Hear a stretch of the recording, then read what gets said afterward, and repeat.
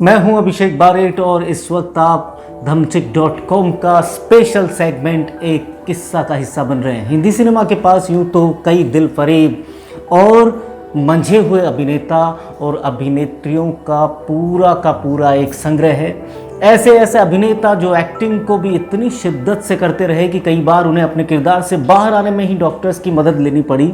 ऐसी शख्सियत जिनके आगे बड़े से बड़े अदाकार झुककर सजदा करते हैं। इस फहरिस्त में सबसे ऊंचा सितारा रहे दिलीप कुमार। इसके बाद फहरिस्त बहुत लंबी है, जैसे राजेश खन्ना, अमिताभ बच्चन, देवानंद, राजेंद्र कुमार, राज कपूर, राजकुमार, धर्मेंद्र, विनोद खन्ना, शमी कपूर, शशि कपूर, ओम पुरी, अमरीश पुरी, मीना कुमारी, मधुबाला, नूतन, नरगिस, श्रीदेवी, माधुरी दीक्षित जैसे नाम बताते रहने पर यह लिस्ट न जाने कहाँ जाके ख़त्म हो। पर हिंदी सिनेमा के पास सिर्फ 4 आंखें ऐसी हैं जो चेहरे पर भाव की ज़रूरत और डायलॉग को भी नज़रअंदाज कर सकती हैं। ऐसे सिर्फ 2 अभिनेता हैं जो सब कुछ अपनी आंखों से ही कह सकते हैं, मतलब ये कि उनकी आंखें ही सारा अभिनय कर सकती हैं। पहला नाम है अजय देवगन और दूसरा आशुतोष राणा। आज कहानी बोलती आंखों से अभिनय करके स्टारडम की ऊंचाइयों पर पहुंचे महान अभिनेता आशुतोष राणा की। आशुतोष का जन्म मध्य प्रदेश के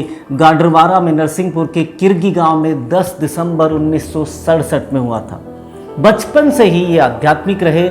जब क्लास 11वीं में आए तब उनके पूरे गांव में जश्न मनाया गया और उनके रिजल्ट की मार्कशीट को एक लॉरी में रखकर सजाकर पूरे गांव में घुमाया गया था।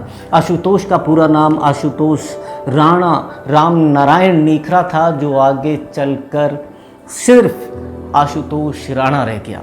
स्कूली पढ़ाई के बाद आशुतोष ने हरि सिंह गौर विश्वविद्यालय सागर से अपना स्नातक पूरा किया। दरअसल वो कानून की पढ़ाई करना चाहते थे और साथ ही नेता बनने का सपना भी मन में पाले हुए थे। एक बार तो आशुतोष राणा ने छात्र संघ चुनाव का फॉर्म भी भर दिया था, पर जैसा कि उनकी किस्मत उन्हें फिल्मों में लाना चाहती थी, इसलिए उनके आध्यात्मिक गुरु की सलाह पर उन्होंने अभिनय के क्षेत्र में अपनी खुद की पहचान बनाने के लिए नेशनल स्कूल्स ऑफ ड्रामा में दाखिला लिया। यहाँ कॉलेज के दिनों में किए गए नुक्कड़ नाटकों और रामलीला में बार बार रावण का किरदार निभाने वाले राणा ने नेशनल स्कूल्स ऑफ ड्रामा में कमाल की अपनी अभिनय क्षमता हासिल की। उनके अभिनय और भाषा पर प्रखर पकड़ की वजह से उन्हें नेशनल स्कूल्स ऑफ ड्रामा में ही टीचर का जॉब भी ऑफर किया गया, जिसकी तनख्वाह भी बहुत ज़्यादा थी। लेकिन अपने गुरु की सलाह पर उन्होंने उस नौकरी को ठुकरा दिया और मुंबई आ गए। उनके गुरु की सलाह थी कि वो इंडस्ट्री में एस अक्षर से शुरू होने वाले सीरियल या फिल्मों को ही प्राथमिकता दें। 1995 में उन्हें अपना पहला सीरियल स्वाभिमान मिला और इसका पहला अक्षर एस या सै से शुरू होता था। इस सीरियल में उन्होंने अपने किरदार त्यागी के लिए बहुत प्रशंसा पाई। इस सीरियल के बाद उन्हें लगातार कई टीवी सीरियल मिलते गए, जिनमें बाजी किसकी और सरकार की दुनिया में उनकी खूब सराहना हुई। 1995 में आशुतोष ने अपनी पहली फिल्म संशोधन से फिल्मों में डेब्यू किया, लेकिन इस फिल्म में मुख्य भूमिका में मनोज बाजपेयी थे और आशुतोष को इस फिल्म से कोई ज़्यादा फायदा नहीं हुआ। हालांकि वो अब इस फिल्म इंडस्ट्री का हिस्सा बन चुके थे। 3 साल के लंबे इंतजार के बाद 1998 में फिल्म आई दुश्मन।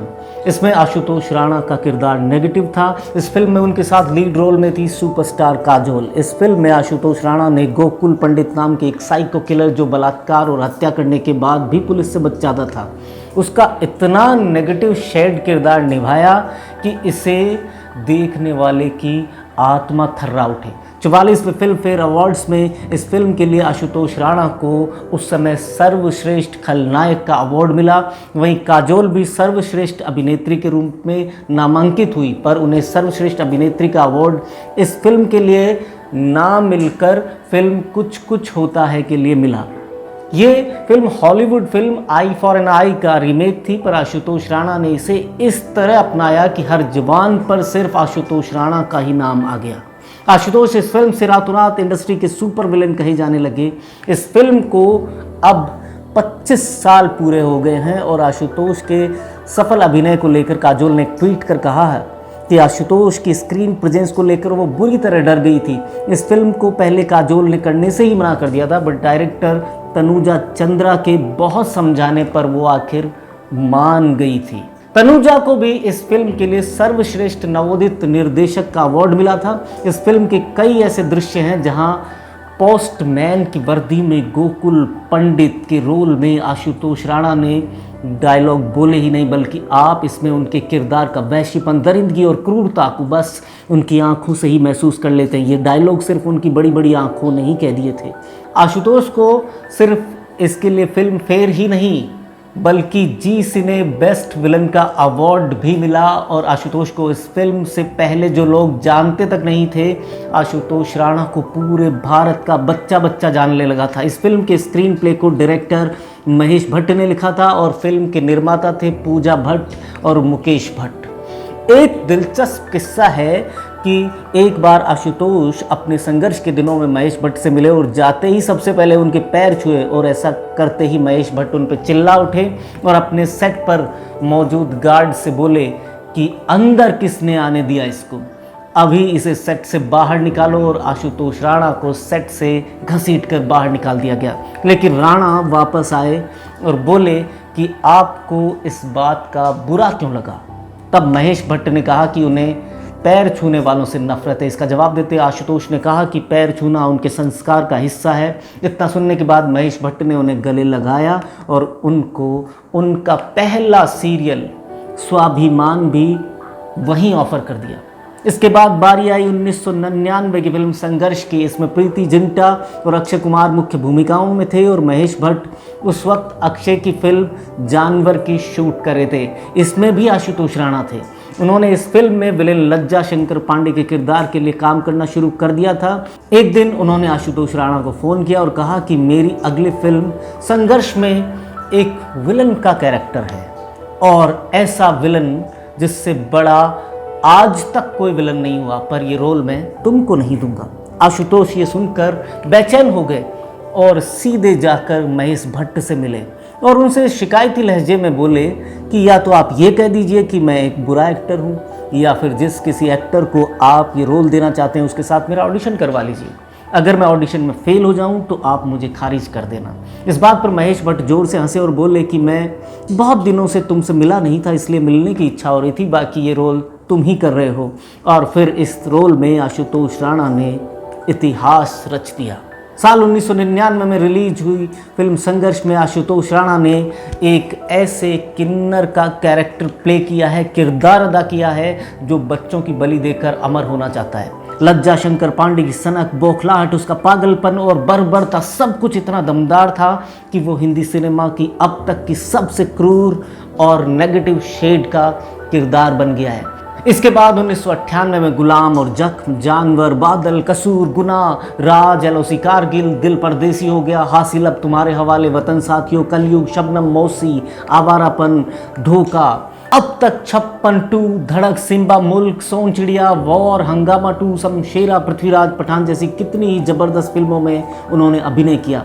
उनकी शादी से जुड़ा एक और दिलचस्प किस्सा भी हम आपको सुनाने वाले हैं।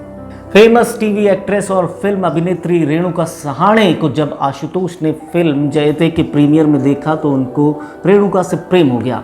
हालांकि ये फिल्म कभी रिलीज नहीं हुई, पर दोनों की एक म्यूचुअल फ्रेंड राजेश्वरी सचदेव ने उन दोनों की मुलाकात जरूर करवा दी। रेणुका एक महाराष्ट्रियन परिवार से आती हैं और उनका अपने पहले पति विजय केनकारे, जो एक रंगमंच लेखक थे, उनसे तलाक हो चुका था और वो सिर्फ अपनी एक्टिंग में ही अब ध्यान देती थी। मुलाकात के बाद दोनों में टेक्स्ट मैसेजेस होते रहे, कभी रेणुका आशुतोष को जवाब देती तो कभी नहीं भी देती। ये सिलसिला चलता रहा। रेणुका अक्सर अनजान नंबरों से किए गए फ़ोन कॉल्स नहीं उठाती थी। ऐसे में आशुतोष ने आंसरिंग मशीन पर ही दशहरे की शुभकामनाएं उनको दी। इस पर रेणुका ने भी फ़ोन कर आशुतोष को शुभकामनाएं दी। रेणुका का पर्सनल अब आशुतोष को मिल गया और वहाँ से शुरू हुआ 3 महीने की बातों का सिलसिला। आशुतोष को लेकर रेणुका के मन में अभी भी संशय था।